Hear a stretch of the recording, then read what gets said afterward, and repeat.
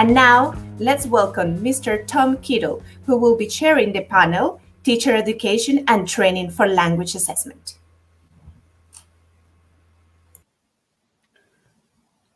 Hi, it's a good afternoon here from Norwich in the UK. I hope you're enjoying the New Directions in English Language Assessment Conference so far. And I'm delighted to be able to chair this session on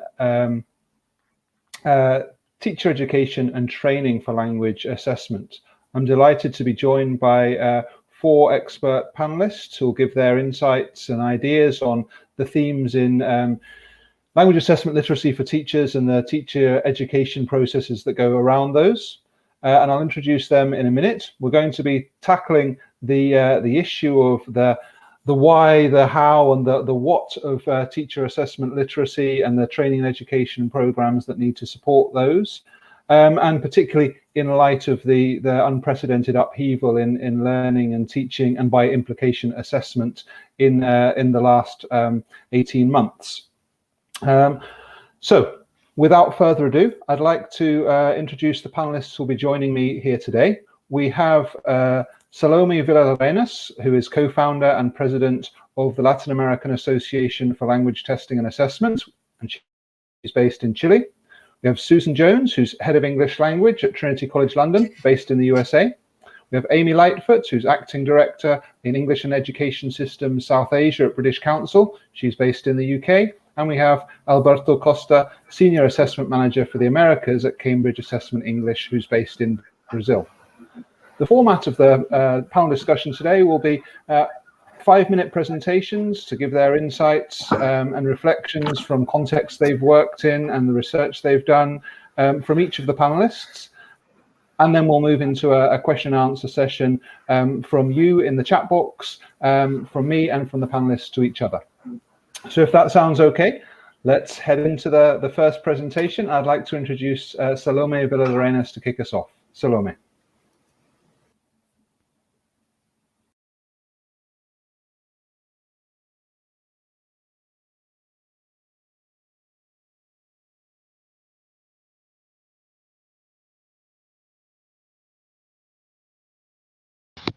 Hello?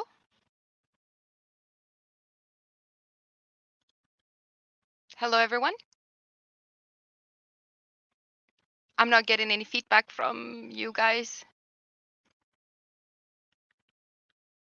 Okay, perfect. That's great. So I'm going to share my screen and I'm going to start. I hope you can see that. All right. So thank you very much. And I would like to continue the conversation that we started in the New Directions pre-conference webinar last year.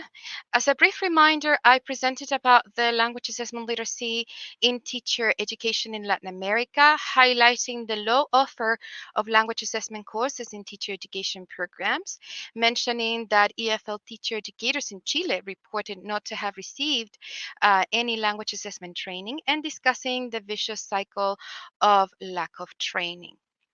Today, I would like to discuss the effects of that lack of training in the LAL development that EFL teacher educators conduct with their student teachers. For this, I will refer to part of my dissertation, specifically research question 4. The participants were of 2 types, teacher educators who develop English language courses called language teacher educators, and those who give language assessment courses. Or in the absence of these courses, teaching methodology courses which cover language assessment contents in the programs, which I called testing teacher educators. The study consisted of interviews and analysis of their assessment materials. The results revealed that there are differences in the practices of these 2 types of teacher educators in terms of modeling of their assessment practices and instances they offer for reflection on assessment in their courses. So first, regarding modeling, this refers to how the teacher educators provide examples in their practice which are relevant for the education of their students. The data show that language teacher educators do not deliberately model language assessment practices for their student teachers, but they purposely model teacher skills and teaching methodologies. In this example from Language Testing Educator 7, he says that we're putting a lot of emphasis basically on the teaching part, but not in the way we assess. On the other hand, testing teacher educators deliberately modeled assessment practices for their student teachers. Testing teacher educator 5, for example, said, I don't know how I could ask them to do a statistical analysis of test results in the final project if I don't do it myself. As for reflection, the study showed that the reflection instances that language teacher educators create in their classes again focus only on their language teaching practices, but not in language assessment. For example, language teacher educator 5 mentioned we work a lot with awareness, not only methodology, but also in EFL courses and practicum, but not in assessment. Conversely, testing teacher educators deliberately encourage reflection on assessment practices. For example, teacher educator 6 mentioned that they reflect on how the assessment is done, what the purpose of the assessment, such and such a test or task is done in such a way, etc. So in sum, the results revealed that language assessment model and encouragement of reflection are greatly neglected in language teacher educators' practices, while present in those of testing teacher educators. Now, one could argue, well, that's okay. I mean, they are language teachers, so their role is not to teach assessment. However, they do model and reflect on teacher skills and teaching methodologies, even when they are not in charge of the teaching methodology courses. All of them express that they do so because their students will be future teachers, so it is their role as teacher trainers. So I wonder, isn't it our role as teacher trainers to develop their language assessment learning as well? Studies have shown that LAL development influences the level of assessment self-efficacy of teaching professionals. In that regard, testing teacher educators expressed that they had had opportunities for learning about assessment through the teaching of the testing courses they offer. These learning opportunities, they gave them higher levels of assessment self-efficacy, that is, the sense of ownership in their assessment practices, which might allow them to model and reflect on them with their student teachers.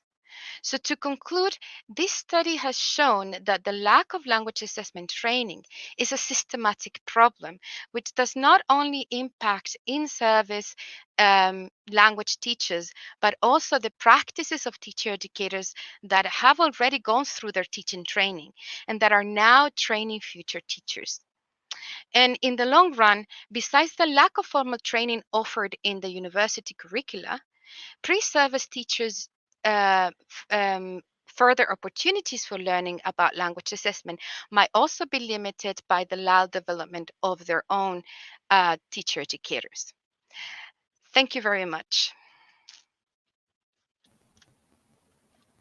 Thank you very much, Salome. I think your study based in the Chilean context would absolutely be mirrored in many contexts that I've worked in and observed in, and you're absolutely right that this is a systematic and a systemic problem amongst the pre-service and the in-service teacher education.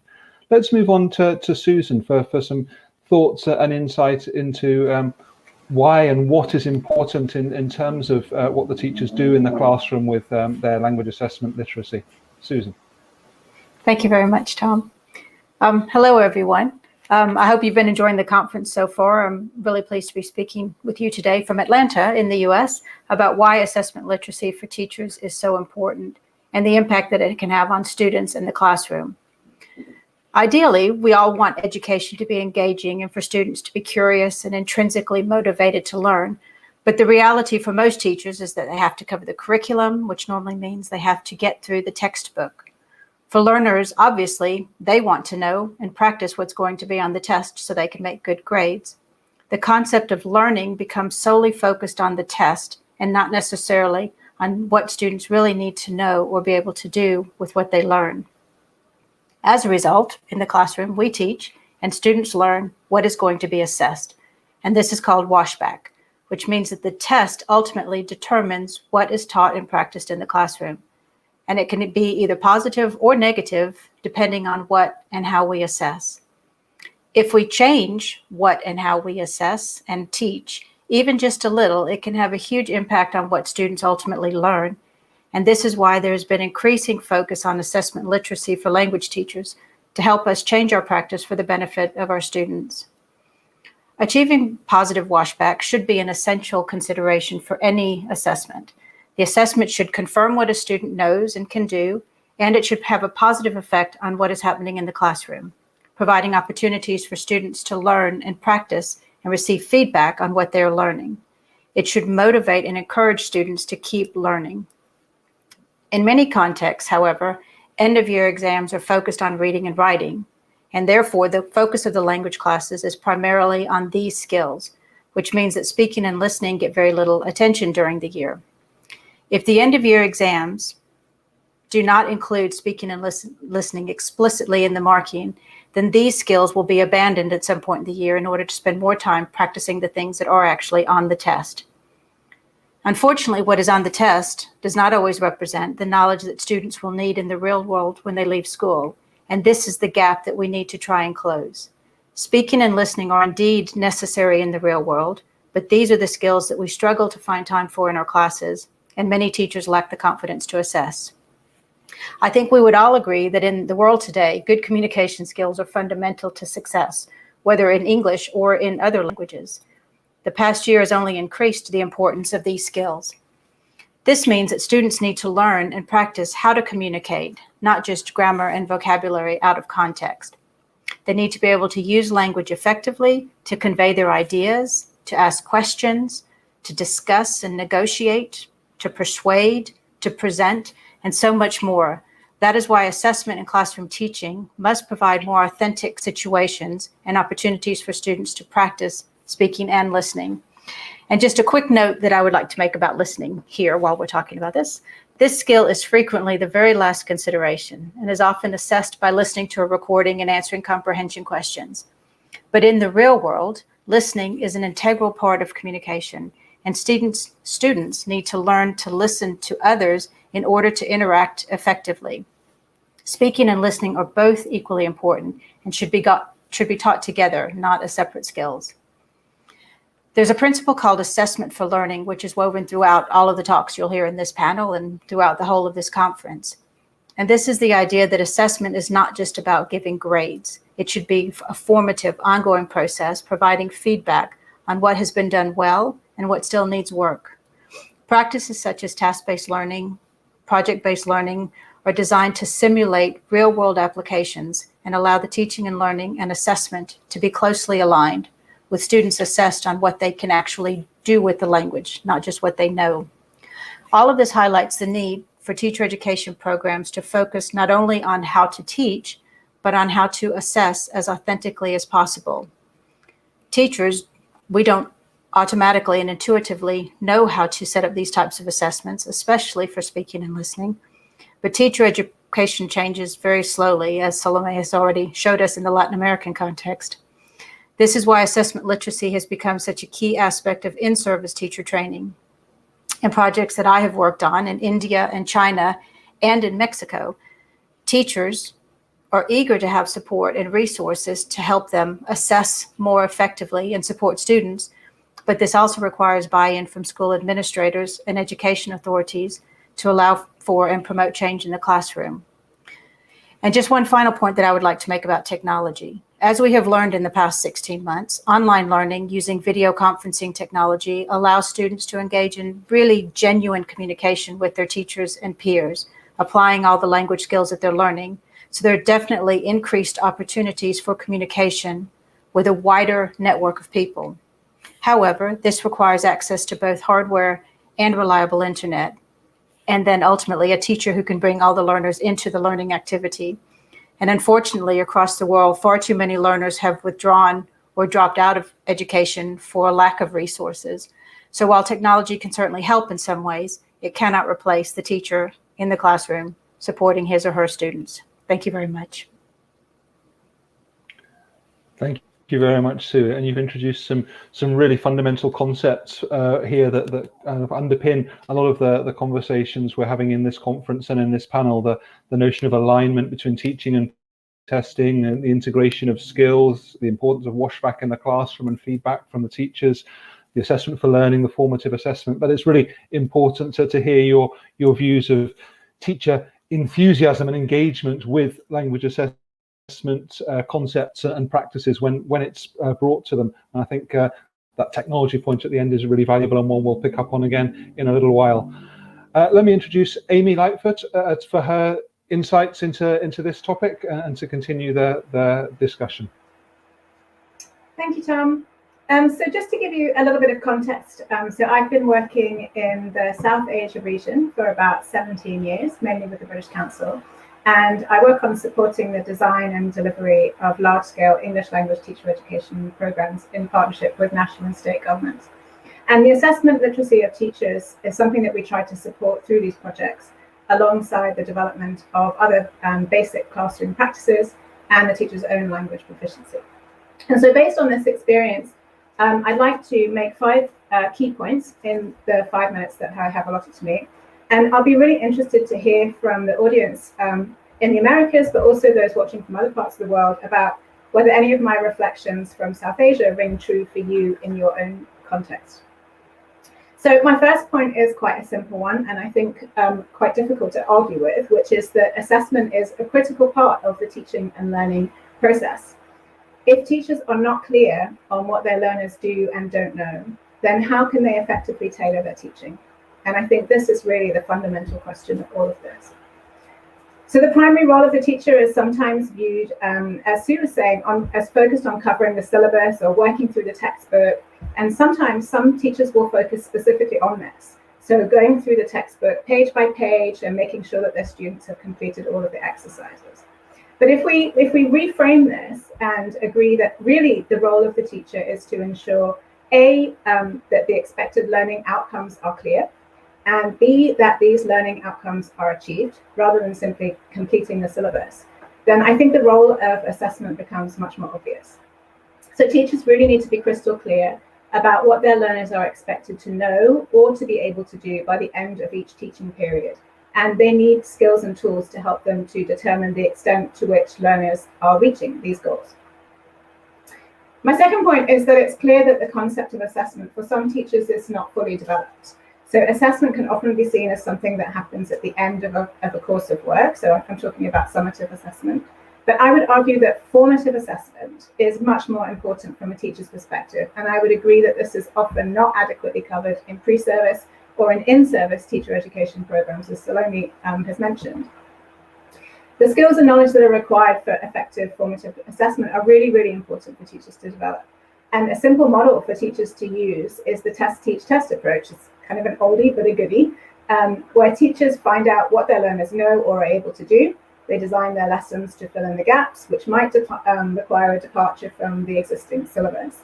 And then they check whether what the learners know or are able to do has changed as a result of that engagement. Okay, my third point is that assessment really doesn't need to be scary. And I think this is true both for learners and for teachers. And I think that regular low-stakes formative assessments really helps to reduce worry and anxiety around test taking and the idea of assessment. And I know that there are some arguments against over-testing, but in my experience, these tend to be concerned with having too many summative tests or too many national benchmarking tests. And I haven't really heard very many convincing arguments about assessments that are just regular checks on progress by the teacher, which is what I'm really advocating for here. My fourth point is that assessment can take many, many forms. It can be done individually or in groups. It can be done using a pen and paper. It can use technology. It can be based on what the learners say rather than what they write.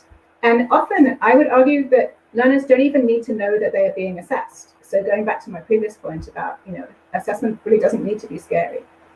It's also really, really important for teachers to remember that assessment in its many forms should cover both knowledge and skills. And that's a point that Sue was making. So in the context of language learning in particular, what we're able to do with the language in this case is almost more important than what we know. So it's not enough to know lists of vocabulary. We need to know how to use those items in a meaningful way, obviously, productively, and students' ability to do this needs to be regularly assessed. And finally, I would advocate for teachers really to take ownership of assessment. I think in an ideal world, we would all like to see summative assessment that measures the things that we really want students to learn, the skills as well as the knowledge. And we could wait for these changes to happen and the resulting washback effect into teaching in classrooms. But I don't think we necessarily need to wait for those large-scale changes for us to make progress in this area. I think at the same time as advocating for improved summative assessment, teachers can ensure that within their own classrooms, they're learning and applying the principles of assessment to ensure that they're teaching the things that students really need to know and checking carefully where their students are making progress and where they need more support. Thanks, I'll hand back to Tom.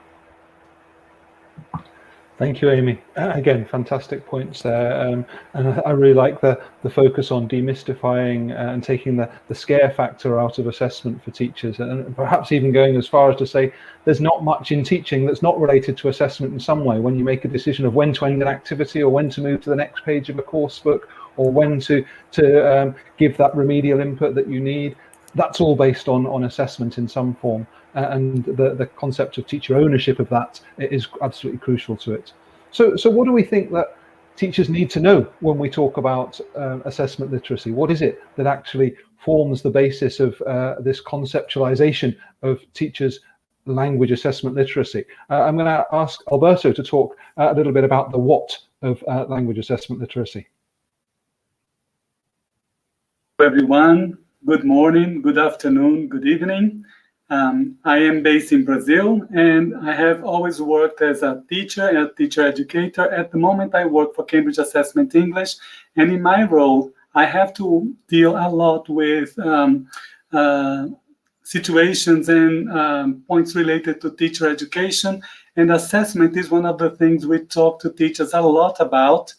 And I mean, coming from Brazil and understanding our reality, I see that we share a lot of the characteristics that Salome mentioned, and we also have the same kind of issues that Amy Lightfoot has just mentioned to us in her experience in other places. So yes, assessment is a critical theme. There is a heated debate about assessment everywhere, especially after the pandemic, when teachers felt they needed a lot of support with assessment.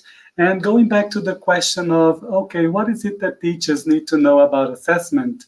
I'm going to quickly share some thoughts here about assessment, which is, for example, bringing some overarching component of language assessment literacy.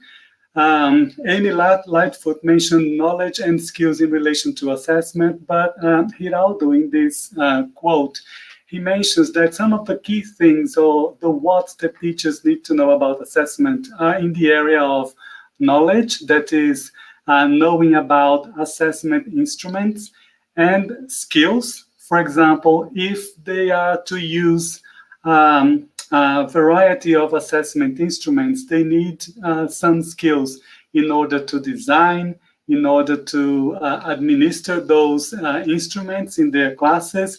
And they also need principles of assessment as well to make sure that as they are working with assessment, they need to evaluate whether those instruments are actually valid, whether they can trust those instruments. So all those key points, they're very important for this, what teachers need to know. And when we think of a reality where teachers need a lot of support and they have misconceptions about assessment, especially when they think of the concept of assessment is an end-of-term test, for example, we will need a starting point in order to be able to support those teachers and start a program of language assessment literacy.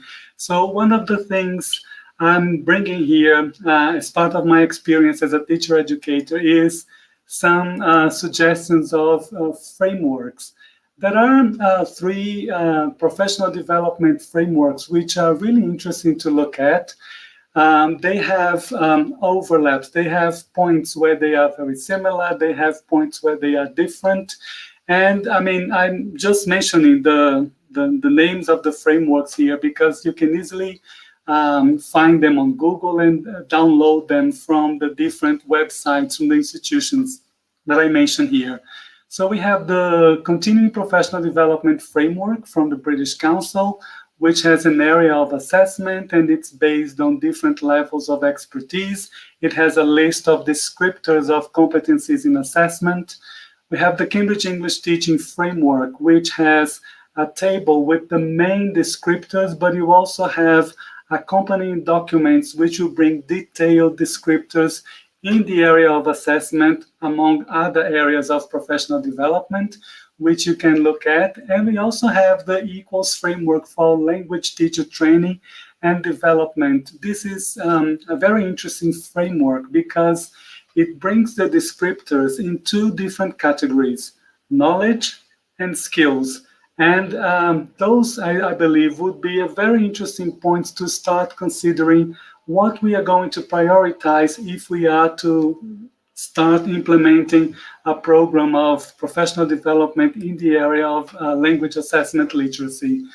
When we compare those three frameworks, they have points in common, they have similarities. They both bring, for example, those key concepts and principles related to assessment, formative, summative, norm reference, etc. Lots and lots of concepts about assessment. They will bring terminology. For example, Susan mentioned washback here, and many other terms have been mentioned. Well, also familiarity with a range of external examinations, which are part of our teaching. You know, our students will be facing new challenges outside the classroom. Awareness of assessment types, you know, classroom assessment in general, diagnostic, formative, summative, progress, and also demonstrating practical ability in working with assessment. So you can look at those descriptors and start considering a way of diagnosing the main needs of the context where you are planning to implement in a program of assessment literacy. And there will be good starting points, I believe, to promote assessment literacy where you are. So my recommendation here is for you to go to those three frameworks, find the points where, you know, or maybe find the one which you identify yourself best with. And those will be good points to bring together a lot of the things that my colleagues mentioned in this panel. So thank you very much.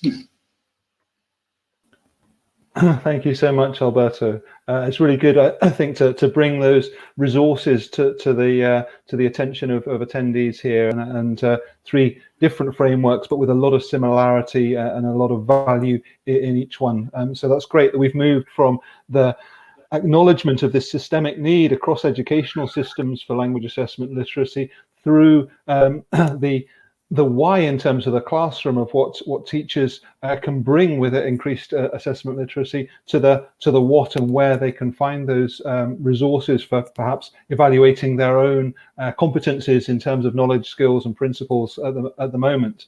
I'd like to bring all four panelists back on screen together if we can now. And first of all, a huge thank you to all four of them for being very good at sticking to their time limits. Always makes things so much easier. And also to invite you in the chat box to post any questions you have that you'd like the panel to discuss. If your question is directed at a particular panelist, please do indicate that in your question. While you're having time to think and write, let me throw a question out to the panelists. I would believe, and I think we'd probably agree, that the fundamental aim in any educational reform is to have increased learning experiences and learning outcomes for the students, the end users of any reform, any program. So how do learners benefit from teachers having increased assessment literacy? Wouldn't they be better if teachers just had more methodology training so that the teaching activities were better and the assessment will take care of itself? Sue, would you like to come in on that? Well, sure. Primarily, I think, you know, as Amy and I both sort of discussed, looking at the classroom and the effect that assessment can have in the classroom, is that if what we're wanting students to learn are genuine skills of using English in communication. And what needs to happen in the classroom is that we do need to assess what students are learning and assess if they're achieving the outcomes we want them to achieve. And it's not just about an end of year kind of looking backwards towards what they might have accomplished or not during the year. It needs to be an ongoing process of learning and development. And so if we are not assessing and giving feedback to students, then they don't necessarily know how much they're learning or if they're learning the right skills. And students will always, as much as we want them to be self-motivated, they're always going to focus on what's being tested. What do I need to know to make a good grade on the test? And therefore, the test needs to promote some of that learning. Great, thank you, Sue. Would you agree, Salome? Yes, definitely. And I wanted to share an experience, my experience teaching the language testing course at my university. I think that learning about assessment actually inform us about us teaching languages as well, because in many contexts in Latin America and probably around the world, we still have a grammar-oriented teaching methodology that is going around. And so when we actually tackle the construct of linguistic skills in the assessment course, then students actually realize that even though they have covered teaching methodology courses for several years, they were assessed through grammar, and they learned to assess through grammar. So they still develop grammar-based tests or tasks. So when they are presented with this new communicative language assessment paradigm, they actually start thinking about their own teaching paradigms and how they can actually develop learning activities that are more communicative and not only assessing them. Because if you want to assess them in the end, you actually have to teach them that way. So there's a washback, if we can actually say that, not only in the testing practices but also in the teaching practices as well, that could benefit learners not only by being informed about what I assessed or fairness in the assessment process, but also on how they are being taught or how languages are taught in their contexts. That's a fascinating point, Salome, that the good testing driving good teaching practice. Amy, would that chime with your experiences? Yeah, I think so, for sure. I mean, definitely, I mean, the whole washback idea, and I think remembering that there's a negative washback as well. So if certain things are being assessed, then teachers tend to teach those. And if it's not the things that we would like to see teachers focusing on when it comes to language teaching, then, you know, that's going to cause problems. I think just one other point I wanted to make about this, though, is that there's something about progress for learners as well. And I think assessment, you know, it's not just about to have the learners learn this thing that you wanted them to learn, but also that nuance about have they learned a bit more than they knew before. So even if they haven't reached, you know, the standard that you were hoping for, can you show them that they're making some progress towards that, which will, you know, increase confidence, motivation, and those kinds of things for the learners themselves. Great, thank you, Amy. That idea of marking progress is really interesting, and bringing that awareness of progress to learners' eyes as well as to teachers' eyes. So a question that's come from Hector is, to what extent does self-assessment and peer assessment play a part in this this approach to assessment and teachers being empowered, but also empowering students and their peers to take advantage of awareness of language assessment principles? Alberto, where do you see self and peer assessment fitting in this model? I think self and peer assessment are essential for development in general, especially for learners to understand their goals, or to understand how they can learn to set goals for their learning as well. However, I believe that if teachers are still kind of in need of a lot of support with different ways of assessing learners, that is, if there is this over-reliance on classroom summative tests, for example, peer and self-assessment may be understood as just a way of giving the learners the opportunity to give each other a grade, but based on, I don't know, impressions or based on something that may not be very concrete. So I believe that assessment literacy in terms of helping teachers to understand and develop other ways of assessment, for example, success criteria, creating rubrics, or creating rubrics together with the students, would better enable students to do self and peer assessment in a way that will make sense for them and for the teacher and for their learning most of all. Absolutely, yeah, great points there, Alberto. Thank you very much. Salome, I just want to come back to your, you've done a very specific focus study in the Chilean context, and to kind of invite you to speculate on how representative that is of Latin America, because Pablo is asking how assessment cultures in different countries or contexts impact on attitudes to assessment, decisions, practices with relation to assessment. Is Latin America anti-assessment, he asks? Mm-hmm. I would dare say maybe. I think that contextual boundaries, or at a macro and micro level, are important not only on the ways we practice assessment, but on the way we learn about it as well. So we have language policies or language assessment policies, or lack of language assessment policies in our context, the way we understand standardized assessment, the importance of competitiveness, and understanding assessment as a competitive way of reaching goals. And I think that this is kind of a, I understand it as a major global issue that came from traditional testing practices that were centered on standardized assessments, and that started changing when the language testing field opened to classroom-based assessment approaches. So those practices are still embedded in our context. So in for example, in Chile, there's a huge rejection to everything that is standardized. So everything that has, for example, our national admissions test for universities is very badly criticized because it promotes competition, and that's what students, teachers don't feel very comfortable with. So teachers have a more assessment for learning approach in their belief system, but at the same time that clashes with the system of imposing assessment as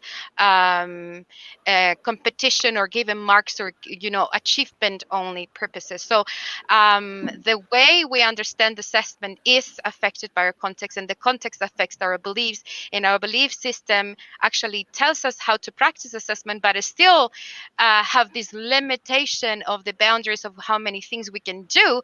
So it's the context actually affects everything and filters everything at the same time. So I think that one of the most important things is actually changing the context in a macro way. So for example, in our context, there's a new decree that is Decree 67 that promotes a balance between summative and formative assessment in our context. So its decree is a law. So now all teachers in schools are forced to actually understand what formative assessment is and actually do it. Now, that has a lot of implications because as we have a lack of language assessment training, or assessment training in general, we don't really understand what formative assessment looks like. So in some schools, for example, formative assessment is translated into more marked quizzes. So more little quizzes or more, progress tests, marked progress tests. So there's the need of global training. So through policies, we're actually promoting change, but the policies need to be accompanied by global training for teachers to understand how to enact those policies. So it's a major effort that we all need to make, and I think that our role is actually to make some noise on this need. Like we need the training, we need to actually do something, we need to start by actually promoting what actually language assessment is and why it is important. Absolutely, thank you, Salome. Yeah, it's a very valid point. It's all very well having a policy, but without the infrastructure to support that in practice, it's just words on paper. let's get down to what it should encompass then. Newton's asking, in your experience, what do you think shouldn't be absent? What are the key components that should be in a pre-service language assessment program for teachers? Amy, what do you think? Well, quite a big question. I think, for me, I mean, it's really the fundamental thing about why we're testing. You know, it's the question. Okay, what happens if you don't test? You know, and I think teachers sometimes they don't. You know, there isn't that formative assessment or the sort of culture of doing formative assessment. So teachers will continue, you know, go through the motions with their class, and they're not asking enough questions to figure out what their students do or don't know or can and can't do.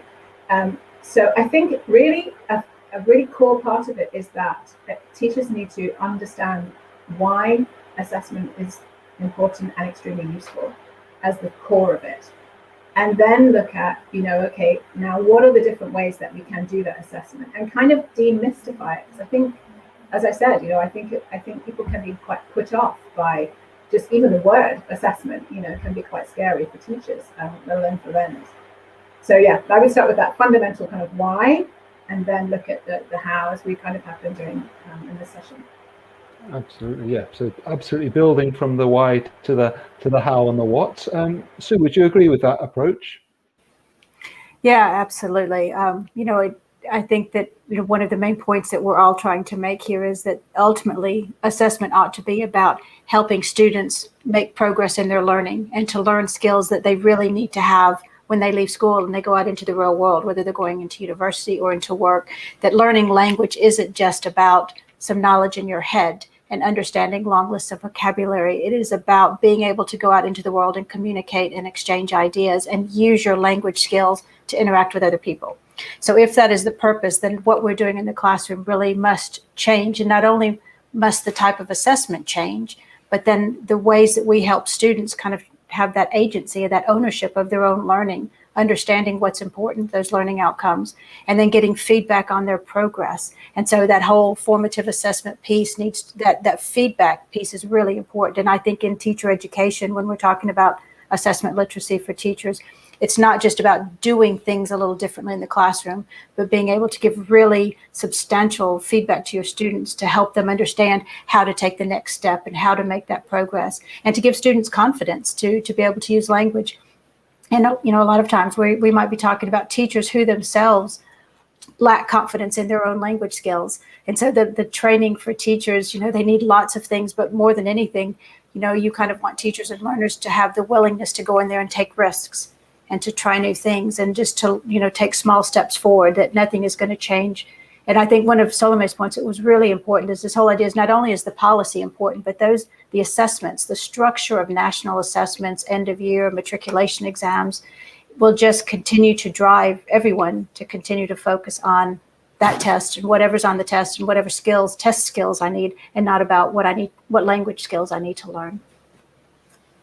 Great, thank you, Sue. So yeah, it's almost there's as much importance given to what teachers do with the results of assessment practices as the assessments themselves and creating the valid assessments in the first place. Moving on a little bit then, Alberto, you work with teachers all across Brazil and the wide Latin American context. Why isn't this happening? What challenges do we face in trying to bring language assessment into pre-service or in-service education programs?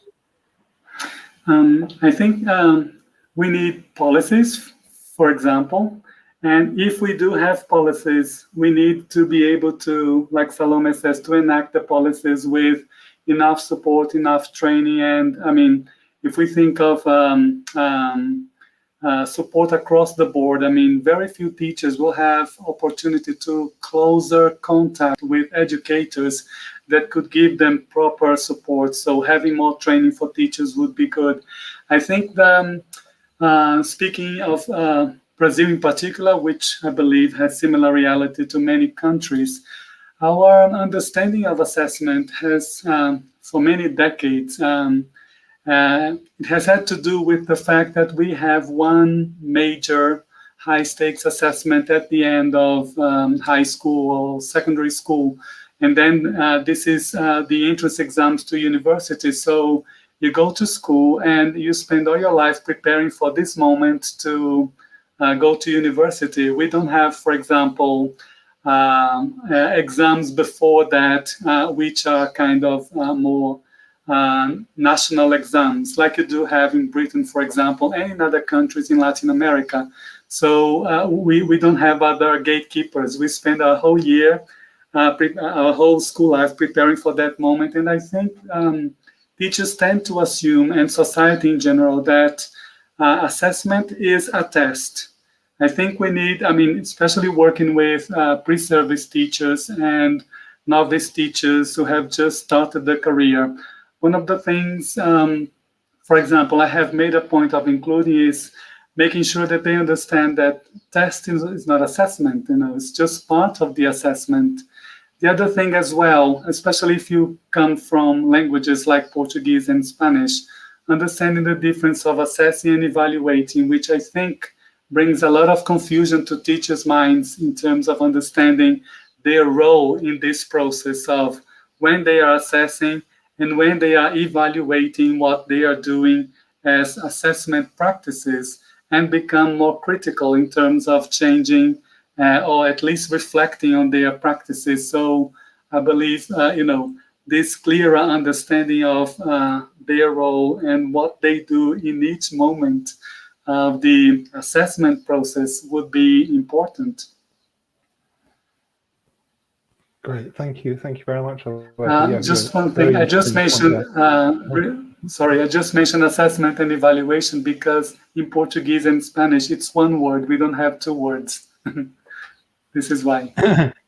Yes, one of the challenges in separating out those concepts and getting that critical reflection on the part of teachers in terms of their assessment practices. Amy, does that chime with your experiences in South Asia? Are there similar challenges around the world? Yeah, I think it sounds like there are. I think, in my experience in South Asia, the policies actually are pretty good. If you look at, the national policy, education policies, or the English, subject curriculum, there are references to all of the things that we're talking about in terms of, needing to look at skills and not just knowledge, etc. And so for me, I think that the challenge is obviously not about developing policy in this case, but the implementation of that policy and the mismatch between what's on paper and looks great and what actually happens, in practice, in terms of both the way that summative assessments are structured and, rolled out, but also in terms of, other things like how teachers are trained to do things or not. And the expectations around assessment in general for learners by their teachers and also by their parents, and those kind of attitudes towards it, as we've been discussing. So yeah, I would say sounds like it's quite similar. Great, thank you, Amy. Sue, I want to pick up on one of the points in your earlier presentation, which is this topic of technology supported assessment, remote assessment. Do we think as a panel that this offers more opportunities for teacher empowerment, or is this just adding to the level of challenge? What do you think the past 15 months have taught us about assessment via digital technology? Gosh, well, probably the first thing is, a year and a half ago, none of us would have imagined that we would survive, that we could so quickly make the transition. And it was amazing how quickly, even with, few resources or with all of the problems for, millions, tens of millions of children around the world, education did continue. And so there is absolutely something to be said that, and we never would have embraced the technology as fully as we did so quickly if we hadn't absolutely been forced to by the pandemic. And so we've proven that technology works, that distance learning can work. And for a lot of children, their education can continue. And it probably offers some real interesting opportunities to communicate in very genuine ways where we're trying to create something kind of artificial within the classroom when we're working together, and when we have to do it online, as we're doing right now, our communication skills become all the more critical. For me, the real worry is just the gap, because the gap has widened, and it's all of the children who fell below the threshold, who don't have access to the hardware, the devices, who don't have reliable internet. And for them, they went from school to zero education. And so many people have dropped out of the education system now, and I'm not sure how we bring them back in. And I think this is a real challenge, and it's a challenge in all countries. It's not just about poorer countries or countries that we might consider have a little less infrastructure. Even in the richest countries, there's far too many who have been left behind because they don't have access to the technology, or because of home situations, whatever it might be. So I think it offers us some real opportunities, but it's not it's not going to fix all the problems, and it in fact has created some more problems, I think, for a large group of learners. Absolutely, that widening gap is a real other policy challenge and practice challenge for education systems around the world, including in the UK. So we're seeing very similar lack of accessibility, particularly when you're talking about home learning and device and infrastructure. Salome, what are your views on this idea of technology being an opportunity or a challenge for teachers and assessment literacy? Sorry to interrupt. It's definitely a challenge, and I think that besides the very important points that Susan brought, I think that what happened, usually teachers don't like to talk about assessment. So we are having a conversation now about assessing online, but we never had the conversation about assessment in the first place.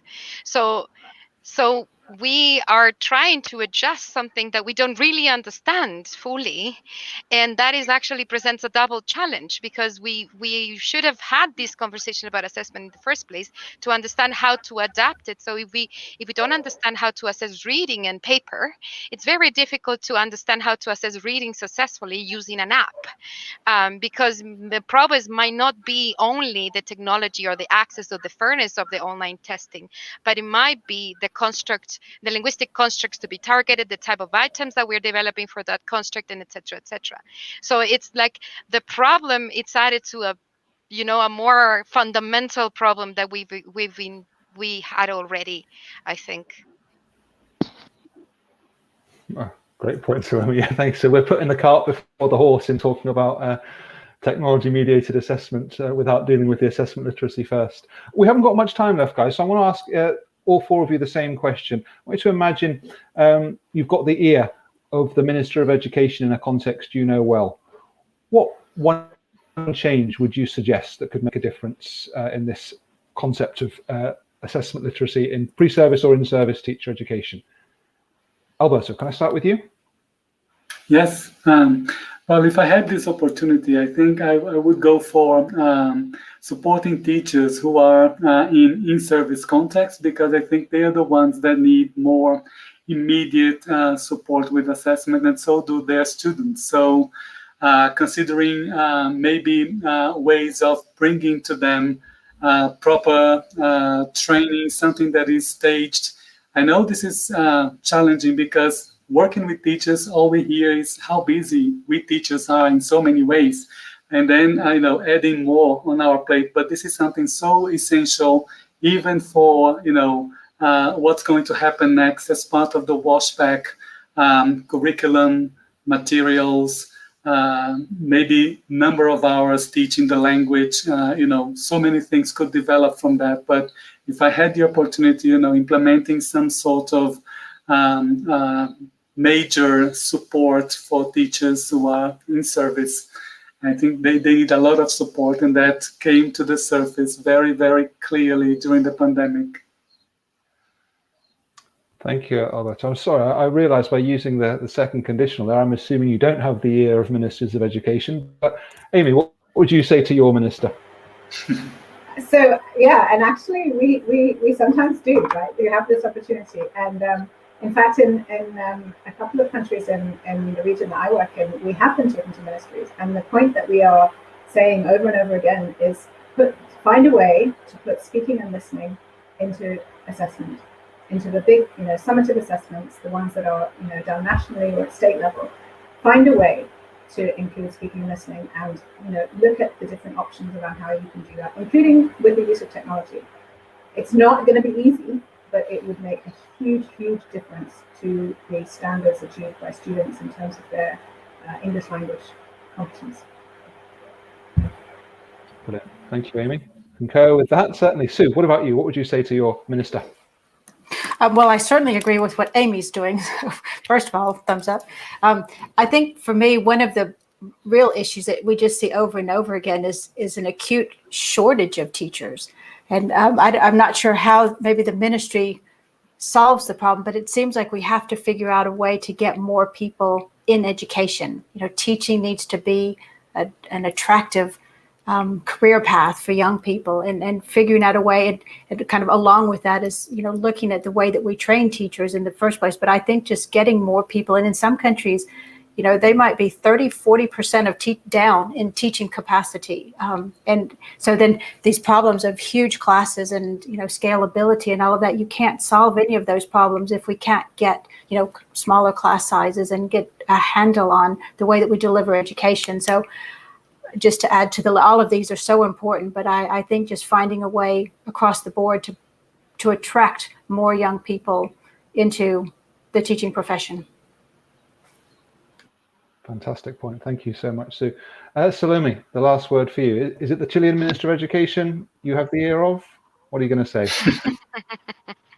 Well, to all my policymakers, I think that I take all the points that you have mentioned already. They're very important, and I think that everything should be or could be tackled by actually opening an agenda for language testing policies. I think that there is no language assessment policies across Latin America, or there's a lack of in most of the Latin American countries, and decisions about language assessments are made on the basis of resources and opportunities for accessing a standardized test offered by an organized a testing organization, but they are not well informed by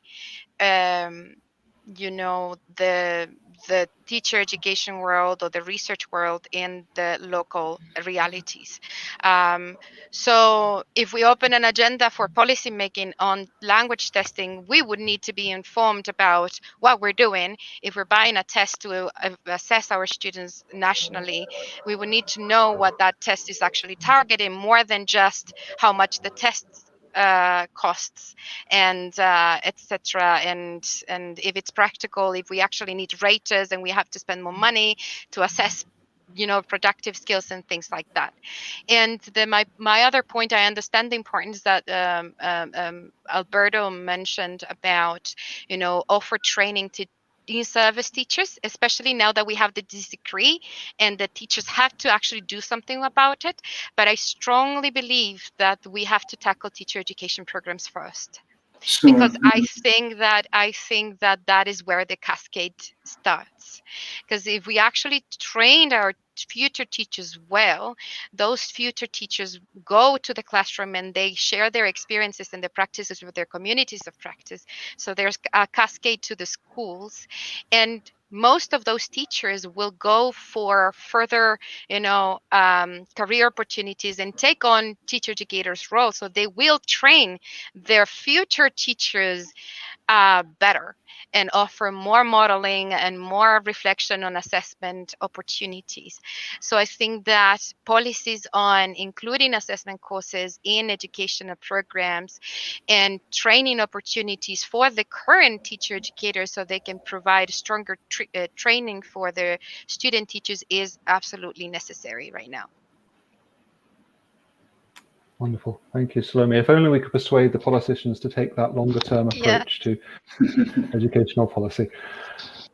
It's been such a pleasure to speak to you and hear your thoughts and views, and I think really profound suggestions, insights, recommendations, and your own views as well, and from a wide variety of contexts. So it's been a great pleasure to talk to you. Thank you so much, Salome, Sue, Amy, and Alberto.